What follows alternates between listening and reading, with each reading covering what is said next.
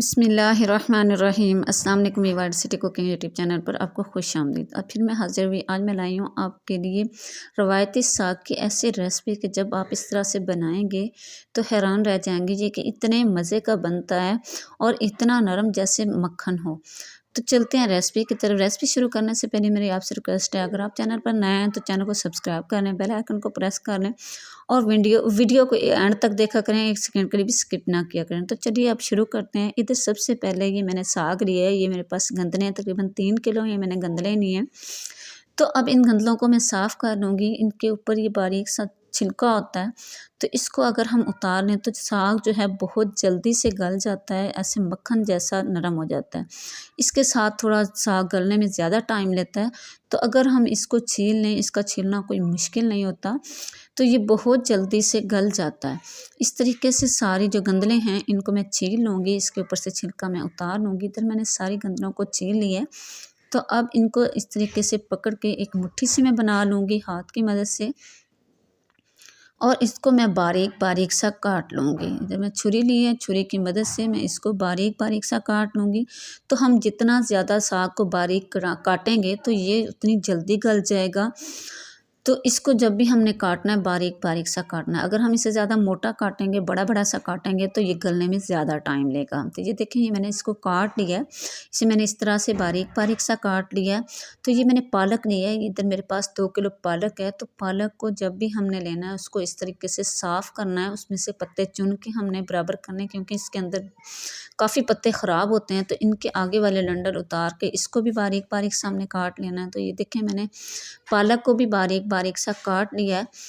तो अब मैं इसको धो लूँगी अच्छा सा। पालक को जब भी धोना है आपने या साग को धोना है तो इसको खुले बर्तन में डाल के खुले पानी में से इसको निकालना है, इसको तक, क्योंकि इसके अंदर बहुत ज़्यादा मिट्टी होती है।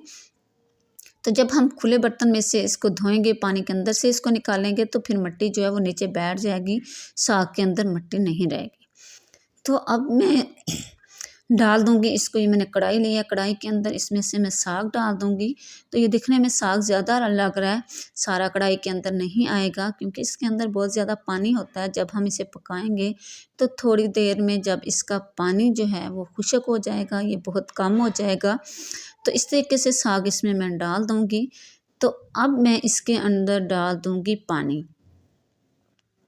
तो ये गिलास मैंने एक पानी का लिया है, इधर एक गिलास इसके अंदर मैं डाल दूँगी पानी का, क्योंकि साग ने भी अपना पानी छोड़ना है। जब हम इसको पकने पे के लिए रखेंगे तो थोड़ी देर ही में ये अपना पानी जो है ये छोड़ देगा। तो इधर आप देख सकते हैं कि साग के अंदर बहुत ज़्यादा पानी आपको नज़र आ रहा है, इसने अपना बहुत ज़्यादा पानी छोड़ दिया और ये दिखने में जो पहले ये कढ़ाई भर गई थी, अब ये आधी से भी कम रह गई है। तो अब ये बाकी जो साग है, पालक है, वो मैं इसके अंदर डाल दूँगी। ये दोबारा से फिर जो हमारी कढ़ाई है ये भर जाएगी, लेकिन थोड़ी ही देर में ये फिर बहुत कम हो जाएगा। ये देखें, फिर से हमारी कढ़ाई भर गई है, लेकिन थोड़ी देर में आप देखेंगे कि ये फिर से बहुत कम हो जाएगा। तो इसमें मैं डाल दूँगी 10 से 12 सब्ज़ मिर्चें बारीक चॉप की हुई।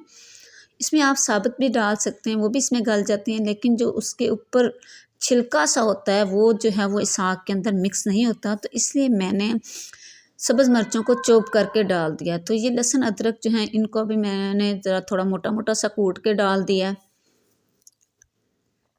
ताकि ये भी इसके अंदर अच्छे से गल जाएँ। तो वो कटोरी जो थी उसके अंदर मैंने थोड़ा सा पानी डाला है, वो मैंने इसके अंदर डाल दिया, ताकि जो हमारे लहसुन अदरक कटोरी के साथ लगे हुए रह गए थे वो भी ज़ाया ना जाएँ। इस तरीके से इसके ऊपर ढक्कन रख के इसको मैं तकरीबन 35 से 40 मिनट तक पकने के लिए रख दूँगी मीडियम फ्लेम पे। तो ये आप देख सकते हैं कि तकरीबन मैंने इसको 40 से 45 मिनट पकाया है और ये हमारा साग जो है बहुत अच्छा मक्खन जैसा नरम हो चुका है। तो इसको मैंने पतीली के अंदर निकाल लिया है। तो ये मैंने एक मतिया लिया है, तो ये आम जो है बाज़ार से, दुकानों से मिल जाता है, रेडी वालों से भी मिल जाता है। तो ये मैंने एक 100 रुपये का लिया है। तो इस तरह का लेके इसके साथ हम साग को अच्छी तरह जब हम इसके अंदर साग के अंदर मारेंगे तो ये हमारा साग जो है बिल्कुल नरम और मिक्स हो जाएगा, जैसे कि हमने मेहंदी गूँथ के रखी हो। तो इस तरीके से हमने थोड़ा सा दबा के ज़ोर से इसके अंदर मारना है। तो ये आप देख सकते हैं कि तकरीबन 10 से 15 मिनट मैंने इसको इस तरीके से साग के अंदर मारा है तो हमारा साग जो है वो अच्छा सा मिक्स हो चुका है, बिल्कुल जो है कोई इसमें आपको ज़रा नज़र नहीं आ रहा, बिल्कुल मेहंदी की तरह जो है ये मिक्स हो चुका है। इस तरीके से हमने इसको मिक्स कर लेना है। तो अभी ये हमारा साग ज़्यादा है, तो इसमें से मैं आपको बताऊंगी कि आप अगर साग को पूरा साल भी रखना चाहें तो साग आपका पूरा साल ख़राब नहीं होगा। तो इस तरह से कोई बाउल ले लें या कोई आप छोटे जो है शॉपर ले लें, तो उनके अंदर साग डाल के छोटे पैकेट बना लें, उनको रख दें, फ्रीज़ कर लें, तो ये आपका पूरा साल ख़राब नहीं होगा साग। जब भी आपका दिल चाहे इसको निकालें, तड़का लगाएं, बिल्कुल ये ऐसे होगा जैसे आपने ताज़ा साग पकाया है। तो इसको हम फ्रिज में रख देंगे। तो अब चलते हैं पैन की तरफ। ये मैंने पैन लिया, इसके अंदर सबसे पहले मैं डाल दूँगी कुकिंग ऑयल। अगर आपके पास यहाँ देसी घी हो तो आप इसमें देसी घी डाल लें, क्योंकि हम कुकिंग ऑयल ज़्यादा इस्तेमाल करते हैं तो इसलिए हम इसमें ऑयल ही डालेंगे। अगर डालडा घी हो तो वो भी डाल सकते हैं। तो इसमें मैं 2 प्याज डाल दूँगी। ये मैंने 2 दरमियाने साइज़ के प्याज लिए थे, जिनको मैंने बारीक सा काट लिया था, तो वो मैंने डाल दिए हैं। तो ये देखिए हमारे प्याज जो हैं फ्राई हो चुके हैं। बस हमने इनको इतना ही फ्राई करना था, इससे ज़्यादा हमने इसको फ्राई नहीं करना। तो ये थोड़ा-सा मैंने लहसुन अदरक का पेस्ट लिया है, वो मैंने इसके अंदर डाल दिया है तड़का लगाने के लिए, और चम्मच की मदद से मैं इधर इसकी अच्छी सी मिक्सिंग कर लूँगी। और प्याली को हम अच्छा सा साफ़ कर लेंगे, ताकि कोई भी थोड़ा-सा जो है हमारी प्याली के साथ रह जाता है वो भी ज़ाया ना जाए। और चम्मच की मदद से इधर अच्छी सी मिक्सिंग कर लेनी है, और इधर मैं इतनी देर पकाऊंगी जब तक कि लहसुन अदरक जो है वो अच्छे से फ्राई ना हो जाए। तो अब इसके अंदर मैं डाल दूंगी, ये है मेरे पास 4 से 5 सब्ज़ मिर्चें साबित। अगर आपको इधर रेड साबित मिर्चें पसंद हो तो आप वो भी डाल सकते हैं। चम्मच की मदद से इधर मैं इसकी अच्छी सी मिक्सिंग कर लूँगी। तो अब इसके अंदर मैं डाल दूंगी, ये है मेरे पास कुटी हुई रेड मिर्चें, और चम्मच की मदद से इधर मैं इसकी अच्छी सी मिक्सिंग कर लूँगी। और इसमें मैं डाल दूँगी हाफ़ टी स्पून हल्दी पाउडर, और चम्मच की मदद से इधर इसकी मैं अच्छी सी मिक्सिंग कर लूँगी, ताकि हमारा मसाला जो है वो जलने ना पाए।